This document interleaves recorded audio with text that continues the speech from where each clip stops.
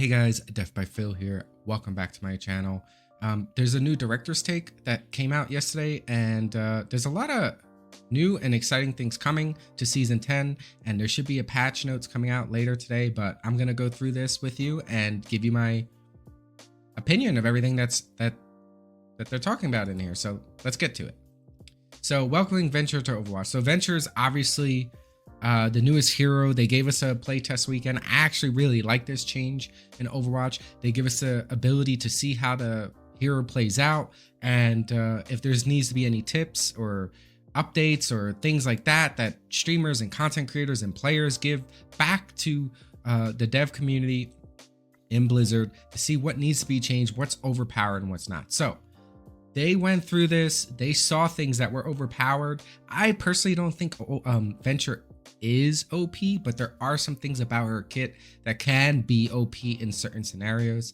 Her, combo of shooting and her drill dash and then melee were just really powerful and instant kills on heroes like Widowmaker, Lifeweaver, and Tracer. So it looks like they're going to be changing some things. So they're looking at tweaking a few things for Venture at the start of season 10.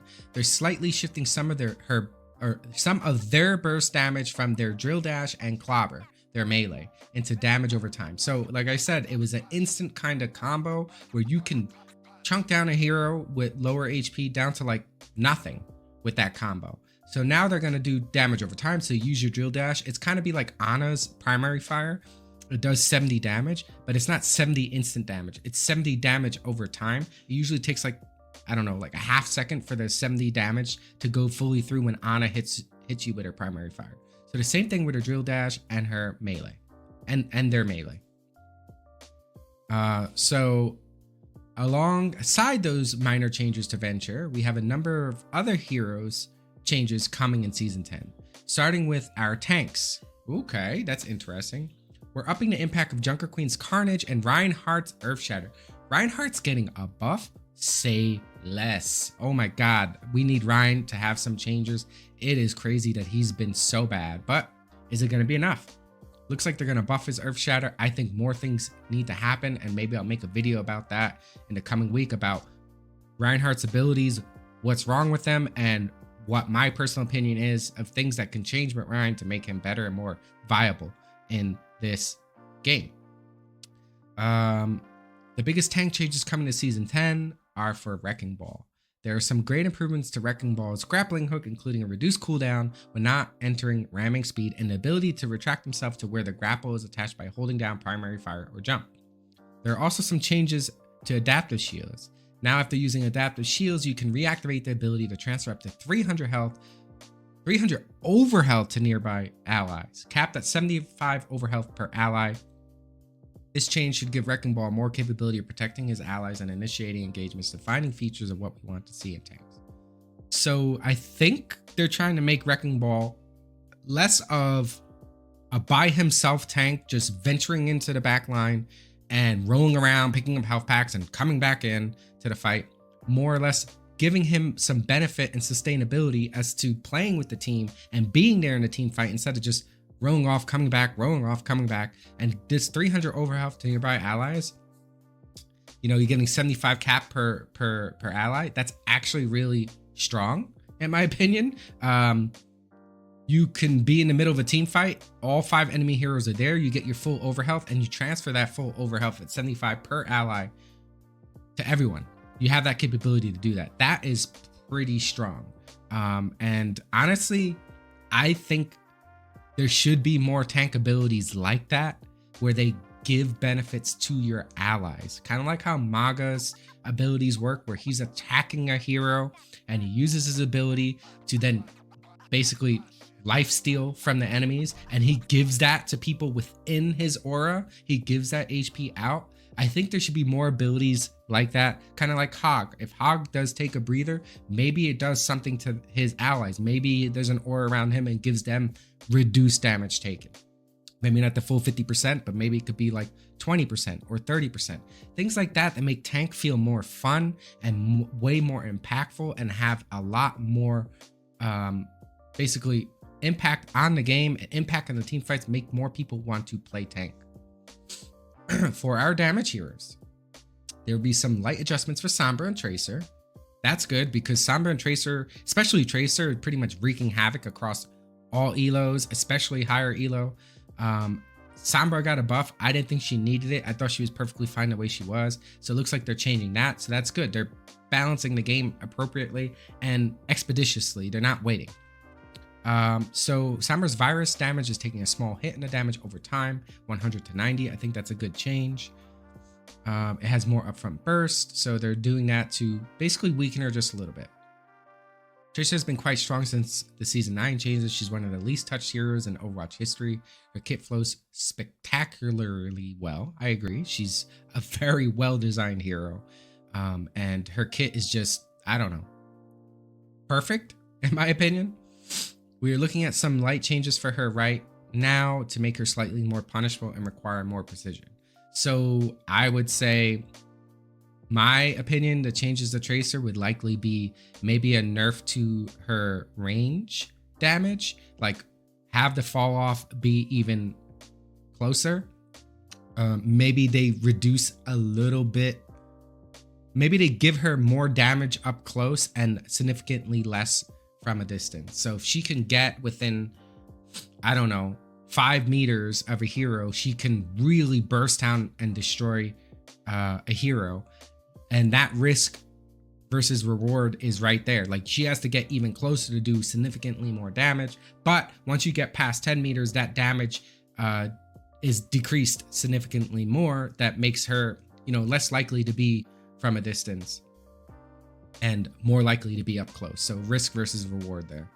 I think that would be interesting if that's something that they do, but we'll see later today. Moving on to support, we're looking at shifts in power from Moira, Lucio, and Illari. So Moira and Lucio are really freaking strong right now.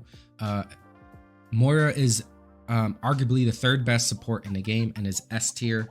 Lucio and Kiriko are the two strongest supports in the game at the moment and are the hard meta. But there's lots of combinations you can do there. Illari can be good.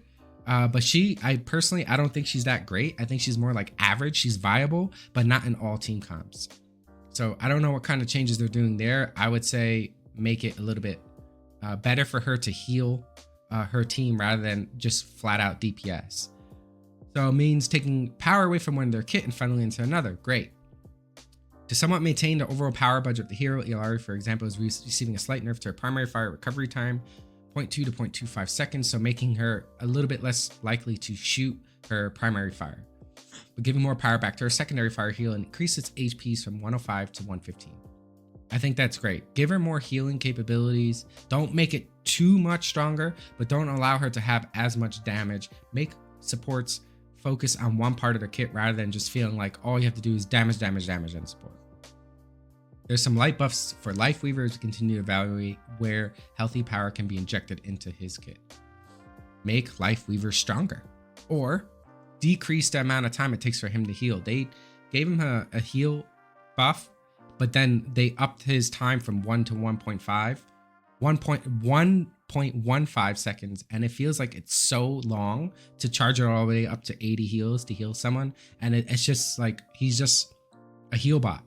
And I mean, I don't think supports should play in that manner.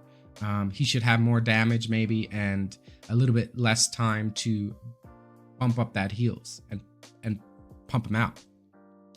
Other things about Moira, they gave her a damage buff at the start of this season with the patch, and her buff was actually by 15 damage, which is more in comparison to the HP buffs across the board of all heroes. So she actually does more damage now in comparison to what she did in the previous seasons before the HP buff. The percentage wise, that ratio, like she's doing more now. So maybe they're gonna nerf her damage a little bit, maybe by like 5 or 10 to make it more on par of what it was the previous season. Lucio, I have no idea what changes they'll do with him. He's kind of broken right now, but he's just a fun hero to play. I think keeping fun heroes strong that require a lot more skill to be good with is the right path, but we'll see what they do with Lucio. He needs some tweaks a little bit because he's just a little too strong. So Many of you have seen the recent developer update this month, and we're just excited as you are for those changes, including heroes no longer being locked behind a battle pass. Wonderful change there. We shouldn't have to do pay to win. We're incredibly excited about season 10, and we got some more changes that will make Overwatch more fun for everyone next season and throughout the year. I like to hear it. We need more fun. That's the point of this, of playing any game. We want to have fun. We'll have another developer update coming out tomorrow, which will touch on things we're doing for competitive and updates on what we're doing to help make Overwatch a more safe and inclusive experience for everyone. So I hope you'll check it out. That's all I got for now. We can't wait to see all you to jump into season 10, which begins April 16th. Thanks, and let's make a great game. All in all, I think this is a pretty good director's take, giving us a little view into what's to come and what we're going to see in the coming weeks.